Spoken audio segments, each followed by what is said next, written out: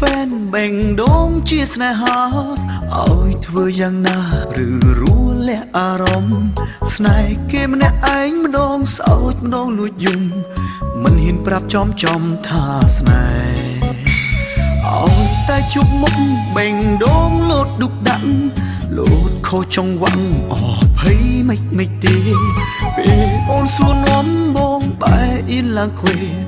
រកឆ្លើយមិនត្រូវទេលោកអើយដឹងអូនជាតារាមិនខ្វល់អ្នកតាមស្នេហ៍ឡើយ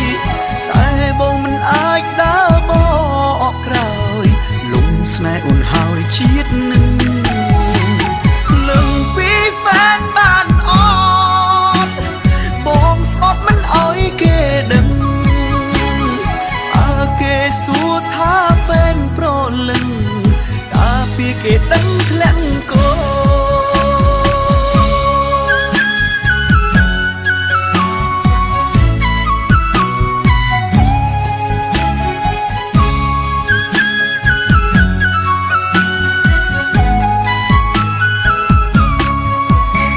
ឈ្មោះត្រឹមជាហ្វេនបែងដូងជាស្នេហា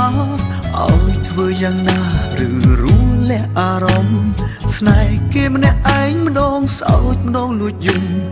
មិនហ៊ានប្រាប់ចំថាស្នេ